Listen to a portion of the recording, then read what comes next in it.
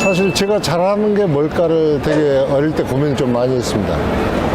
그래서 좀 어렵다고 하는, 제가 시작하기 32년 전에는 원두커피라는 것 자체를 사람들이 생소해 했습니다.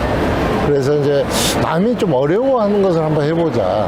그렇게 함으로써 뭔가 좀 결과물을 내지 않을까. 그렇게 생각하고 커피라는 원두커피를 좀 한번 시작을 해야 되겠다. 뭐 그렇게 마음먹게 된 거예요. 거의 없었고 일부 수도권에 몇 개 정도 했지만 또 특정 상위 뭐 1%, 0. 몇 프로 정도만이 이용하는, 그래서 원두커피 자체가 활성화, 대중화되어 있지는 전혀 안 했고 길거리에 자판기 인스턴트 커피가 대중을 이루고 있었다. 준호란 말은 원래 이제 품이 있는, 품격이 있는 이라는 단어입니다.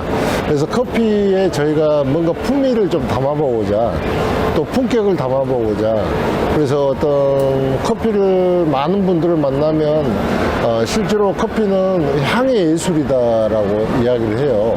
향을 만들어내는 사람들. 그래서 이제 그 향을 생명이라고 봤을 때 그런 어떤 상품의 그 향을 살리면서 비로소 이렇게 이제 가치가 좀 살아나는 그런 의미로 뒀기 때문에 준호 커피 자체도 좀 그런 의미하고 좀 맥락을 같이 하겠냐. 그래서 준호라고 정하게 됐습니다. 네. 이제 회사 내에 저희가 카페형 프랜차이즈로 케냐 에스프레소라는 프랜차이즈를 2000년도에 저희가 시작을 했었고요. 그 이후로 조금 문화 카페로 저희가 발전해보고자 카페 일루이스라는 브랜드를 저희가 만들어서 진행을 해왔었습니다. 케냐라는 브랜드는 2000년도에 시작을 해서 한 155점까지 저희가 진출했었고요. 그다음 카페 일루이스는 한 75점까지 저희가 진출했었고요. 그런데 이제 시장이 계속해서 변하기 때문에 지금은 이제 케냐라는 브랜드는 거의 뭐 많이 남아있지는 않고 한 20여 개 정도 남아있고, 프랜차이즈로 해서는 뭐든지 제 사업의 가장 기본은 남이 안 한 걸 한다가 제 특색인데, 커피 자체도 실제로 다른 데서 맛볼 수 있는 그런 맛적인 거하고 좀 차이가 있을 거라고 저는 생각합니다. 일단 저희가 가장 강조하는 것은 에스프레소 추출법의 이탈리아 방식을 좀 강구하는데, 오리지널 어떤 거기에 적합한 커피 로스팅을 저희가 가장 대표로 잡으시면 좀 있고, 아마 저희 커피를 드신 분들은 좀 다르다라고 표현하신 분들이 좀 많습니다. 저희는 카페에 많은 지금 대중들에게 많이 알려진 에스프레소에다가 뜨거운 물이나 차가운 물을 희석한, 얼음을 희석한 아메리카노가 많이 먹는데, 저희는 이제 라떼 위주로, 그러니까 밀크가 좀 들어가는, 그래서 에스프레소하고 라떼를 우유를 갖다가 이제 혼합한 블렌딩한 카페 라떼 메뉴를 좀 시그니처 메뉴로 좀 열심히 지금 개발하고 있고 또 시장에 내놓고 있습니다.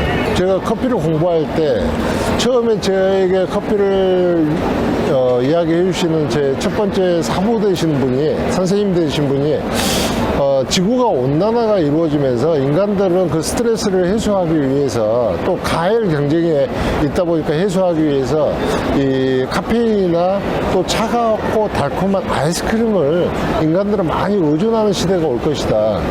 아마 32년 전에 제가 그분에게 그 말을 듣고 지금도 저희는 생각했을 때 커피를 30년 이상 쭉 해오고 있지만 최근 들어서 아이스크림 공부를 좀 열심히 하고 있습니다. 그래서 이제 저희가 지금 개발하고 있는 것은 아이스크림 하면 굉장히 답니다. 달고 또 우리가 생각했을 때 이 이미테이션 화학적 성분으로 많이 만드는데 그냥 과일이나 그냥 이런 걸로 가볍게 좀 만들 수 있는 아이스크림, 이런 형태를 좀 추구해 보고자 해서 저희는 순우유라든지 순과일이라든지 이런 식으로 해서 만드는 젤라또를 지금 선보이고 있습니다. 저희가 프랜차이즈로 운영을 오랫동안 해왔었는데 현실적으로 제가 좀 완벽주의자 좀 성격에 가깝습니다. 그러니까 대충 하려면 안 하는 게 낫다라는 생각인데, 프랜차이즈를 하면서 좀 매장 하나를 내 매장이다 생각하고 가맹 개설을 해왔는데, 실질적으로 그 가맹 개설을 해서 고객들이 가장 원하는 것은 언제 어느 매장에 가도 동일한 맛입니다. 근데 알바나 또 주인이나 그런 소명의식이 없는 경우에는 뭐 브랜드를 쓰고 있지만 커피 맛은 엉망이 돼버립니다. 그래서 좀 스트레스를 제 개인적으로 좀 많이 받았기 때문에 요즘에는 좀 프리하게 개인 창업 쪽으로 해서 우리가 갖고 있는 기술을 전수하는 쪽으로 가고 프랜차이즈 사업은 조금 지금 현재 지향하고 있습니다. 가장 기본적으로 이제 서로 동등한 파트너라고 저는 생각합니다. 어떤 제가 비용을 받고 이렇게 하는 게 아니고 제 노하우를 전수하는 거기 때문에 그분들의 마인드, 그리고 정말 커피를 한 잔 한 잔을 만들더라도 최선을 다해서 맛있게 만들려고 하는 그 정도의 마인드를 가지신 분이면 얼마든지 좋은 파트너가 될 수 있다고 생각합니다. 그게 좀 곤란한 대답이 될 수가 있는 게 뭐냐면 카페 형태가 한 가지 모델이 아닙니다. 테이크아웃형, 그러니까 아주 소형 공간에서 테이블 서비스 공간이 없이 할 수 있는 매장이 있고요. 근데 이제 그런 매장을 할 만한 데는 상권이 따로 있습니다. 반대로 이제 내 건물인데 좀 주택가 상권이라든지 직장인 상대가 아니에요. 이런 데는 또 전문 샵으로 좀 편의시설을 제공해야 되는 공간이 필요합니다. 이런 데에 따라서 좀 차이가 있을 수 있지만 기본적으로 장비는 뭐 저희가 지금 추구하는 것은 초기 장비 비용을 너무 고급스럽게 안 했으면 좋겠다. 그래서 한 1,000만 원 정도 내에서 좀 투자를 하고, 그러면서 이제 좀 더 실력이 쌓아졌을 때 메뉴도 늘리면서 장비도 늘려가는 그런 식의 바람직하지 않을까 생각합니다. 요즘 좀 젊은 사람들에서 자기 꿈을 이렇게 실현시키고자 하지만 그 꿈을 어떻게 구체적으로 이렇게 도전을 해야 될지를 몰라 하는 분들이 많습니다. 청년 창업 쪽에서 한다면 그분들에게는 엄청난 열정이 갖고 있을 거라고 생각합니다. 이런 분들이 창업을 해서 정말 자기 열정을 불태운다면 나중에는 매장이 1개가 아니라 3개, 4개, 10개, 그래서 정말로 성공할 수 있는 케이스가 분명히 카페 안에는 충분히 있다, 저는 이렇게 생각합니다. 근데 그쪽 시장은 베이커리나 뭐 디저트, 애퍼타이즈 쪽을 겸하는 카페는 분명히 그쪽 시장이 따로 있습니다. 그리고 이제 직장인을 상대로 하는 전문 테이크아웃 매장이 또 따로 있고요. 또 골목 주택가 안에 소형 카페 형태로 해서 테이블 서비스 공간을 만들어서 동네 사랑방 역할을 하는 또 카페가 따로 있고요. 서로 각기 기능이 있다고 생각합니다. 근데 이제 어떤 모델이 가장 좋고 어떤 모델이 좀 안 좋다 이렇게 말하기는 뭐하고요. 각기 이제 베이커리 카페나 이런 데는 매장이 커야 됩니다.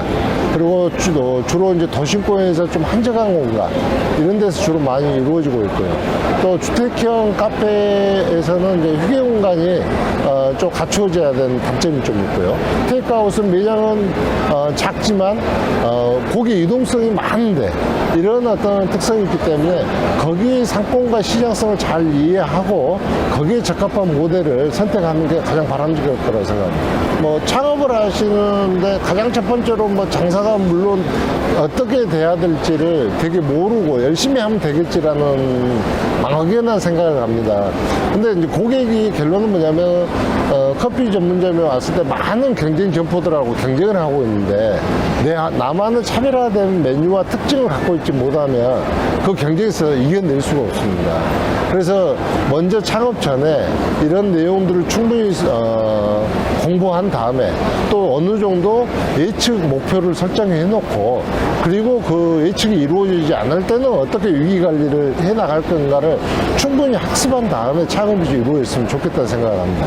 내가 하고자 하는 매장을 인터뷰를 어느 정도 하게 되면 내가 갖고 있는 예산, 그리고 내가 투자를 할 수 있는 상황, 거기에 따라는 이제 실패의 경우를 여러 가지를 설정을 해놓고 서로 간에 이야기를 하게 됩니다.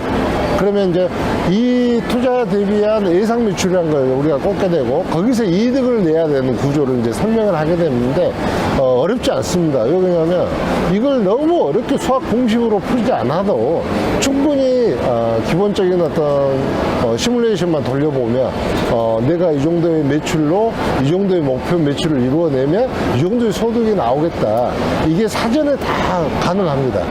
그래서 이제 그 가능성을 가지고 준비하는 것이 가장 바람직할 거라고 생각합니다.